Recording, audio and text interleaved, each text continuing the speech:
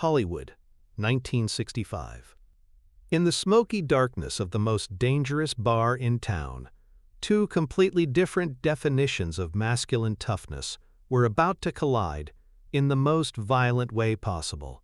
One had proven his courage on the beaches of Saipan. The other had forged his strength in the concrete cells of reform schools. The candy store squatted on the seedier side of Sunset Boulevard like a wounded animal refusing to die.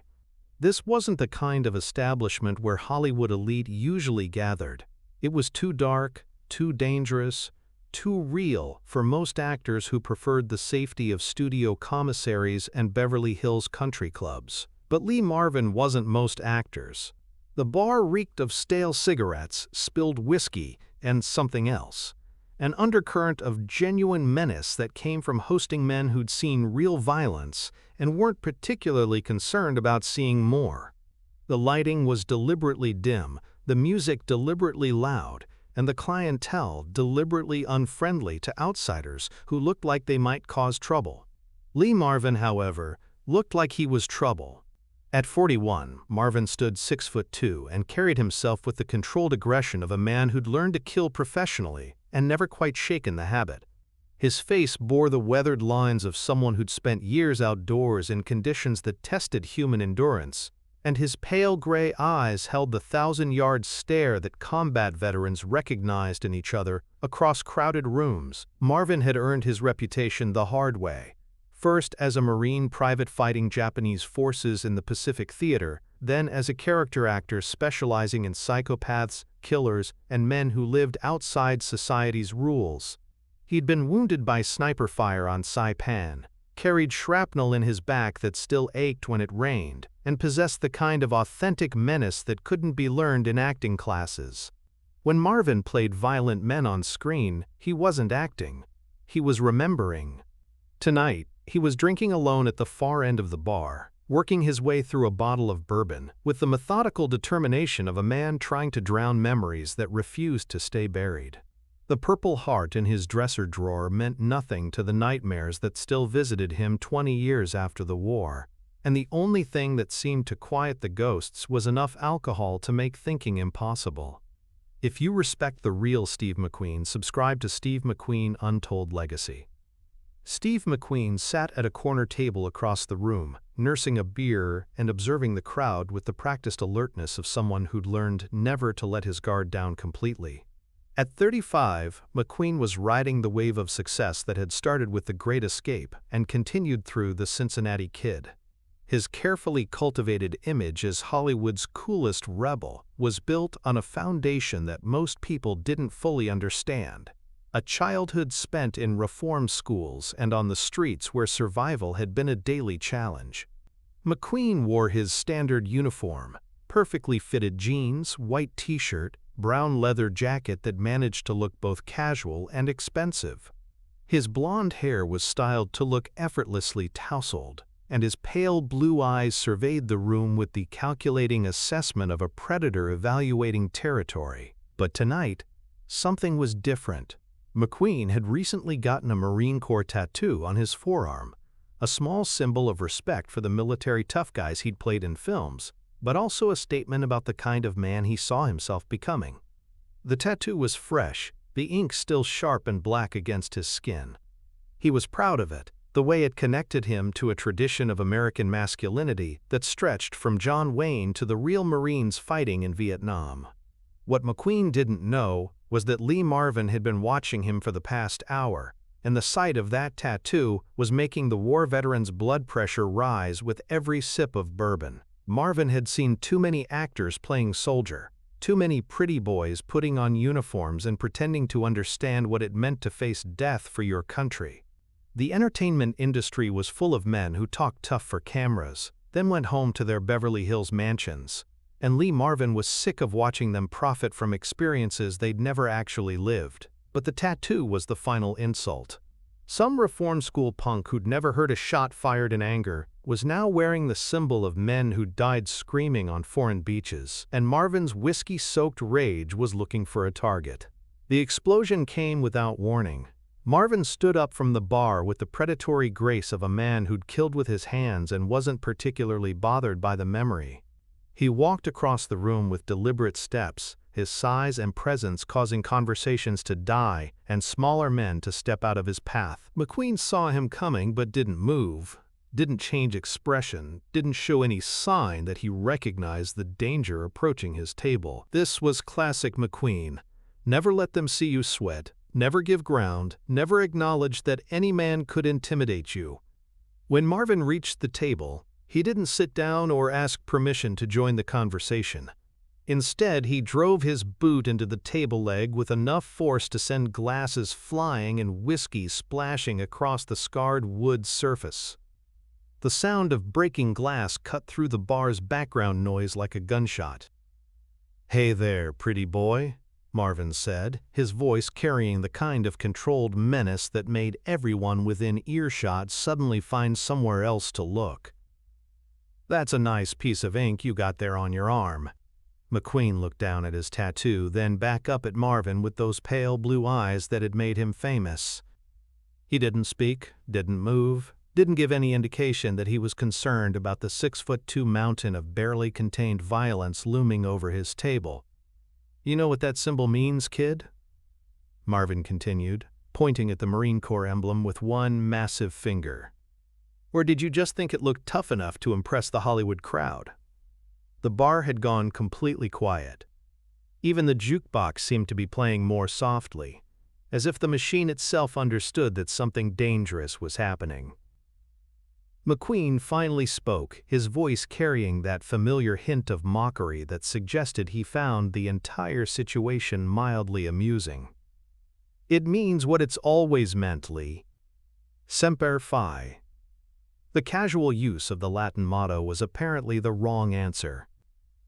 Marvin's face went through several shades of red before settling on a dangerous purple that matched the neon beer signs behind the bar. His hands clenched into fists that looked like they could punch through brick walls, and something predatory entered his pale gray eyes.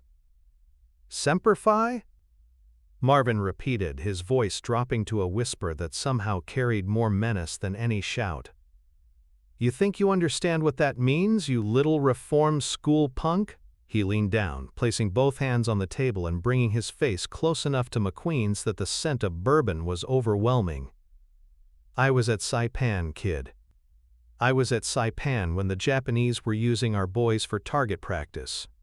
I carried Marines who were bleeding out through their guts off beaches that were running red with American blood." Marvin's voice grew stronger, more focused, as the memories came flooding back. "I got this," he continued, lifting his shirt to reveal a jagged scar across his lower back. "When a sniper put a bullet through my spine. Spent 6 months in a hospital learning to walk again. And you know what I learned about being a Marine?"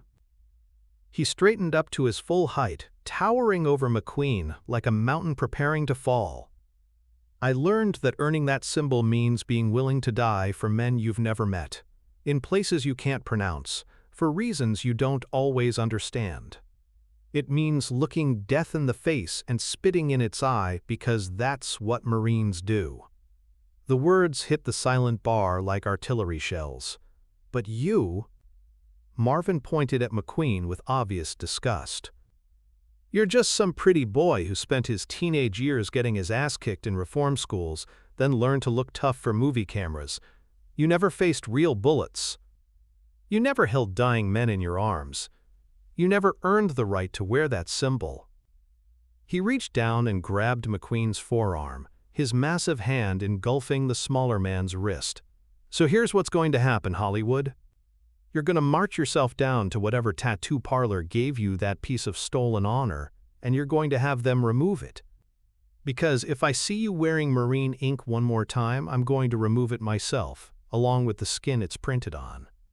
The threat hung in the air like smoke from a discharged weapon.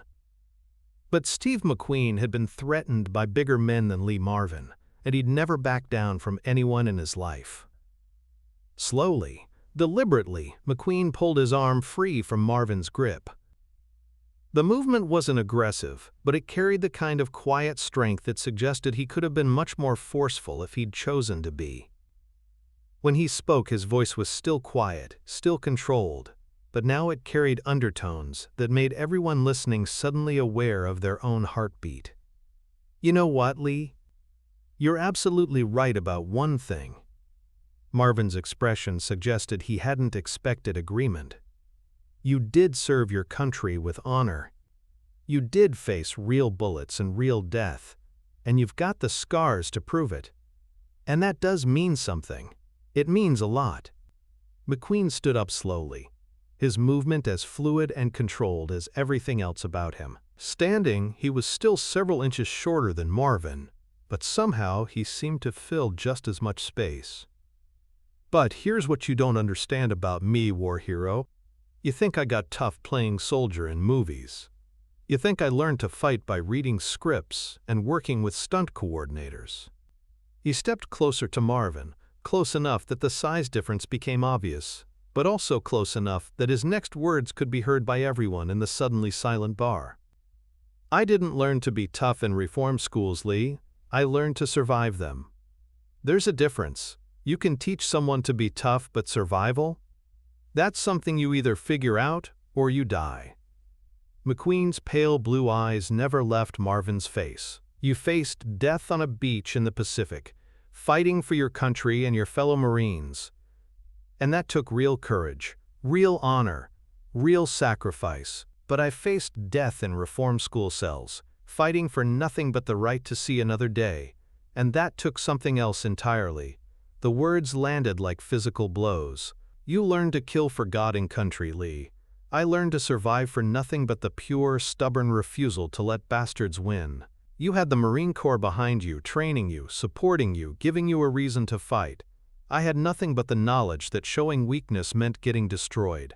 McQueen's voice grew stronger, more confident, as he continued. "So when you tell me I don't have the right to wear Marine ink, you're missing the point. I'm not wearing it because I think I'm a Marine. I'm wearing it because I understand what it means to face impossible odds and keep fighting anyway." He gestured toward his tattoo with casual pride. "The difference between us isn't that you're tougher than me, Lee. The difference is that you had a uniform and a cause, while I just had the determination to stay alive in a world that was trying its best to kill me." Marvin's expression was changing, the rage being replaced by something that looked like grudging respect, but McQueen wasn't finished. "You want to remove this tattoo? Go ahead and try. But understand that you'll be fighting someone who learned to survive in places where honor and courage were luxuries nobody could afford. You'll be fighting someone who's been threatened by bigger men than you, and who's still here to tell about it." McQueen stepped back slightly, creating just enough space to make his next words feel like a deliberate choice rather than a reaction. "I respect what you did in the war, Lee. I respect the sacrifice, the courage, the willingness to die for something bigger than yourself. But don't mistake respect for fear. And don't mistake my size for weakness." The silence that followed was so complete that the distant sound of traffic on Sunset Boulevard seemed unnaturally loud. Marvin stood perfectly still for 10 seconds that felt like 10 minutes, his pale gray eyes studying McQueen's face with the intensity of someone trying to solve a complex equation. Then, without warning, Lee Marvin threw back his head and laughed. It wasn't a polite chuckle or a nervous giggle. It was a full-throated roar of genuine amusement that seemed to come from somewhere deep in his chest. The sound filled the silent bar and seemed to break the tension that had been building like pressure in a boiler. "Jesus Christ!" Marvin said, still chuckling as he wiped his eyes. "You really are crazy, aren't you?" He looked around the bar, which was still frozen in shocked silence, then back at McQueen with something that looked like genuine admiration. "Bartender!" Marvin called out, his voice carrying clearly across the room. "Bring this crazy son of a bitch a drink! Make it a double!" He extended his hand to McQueen, not in threat but in invitation. "Lee Marvin," he said, as if they were meeting for the first time. McQueen looked at the offered hand for a moment, then took it with a grip that was firm but not aggressive. "Steve McQueen." They shook hands like gentlemen, and somehow the entire nature of their interaction shifted from confrontation to mutual recognition. "You know what, Steve?" Marvin said, settling into the chair across from McQueen's table. "Maybe you do understand what that tattoo means after all. Different war, maybe, but same kind of fighting spirit." The bar gradually returned to its normal level of noise and activity, but everyone understood they had just witnessed something significant. Two different kinds of toughness recognizing each other across the divide of different experiences. From that night forward, Lee Marvin and Steve McQueen maintained a grudging respect for each other that lasted for the rest of their careers. They never became close friends, but they understood that authentic toughness came in many forms, and that survival was sometimes its own kind of heroism. Some men earn their strength through service, others forge it through survival. But the strongest recognize that courage comes in many forms, and that sometimes the most dangerous opponents are the ones who learn to fight for nothing but the simple, stubborn determination to stay alive. Subscribe to Steve McQueen, Untold Legacy, for stories they never told you.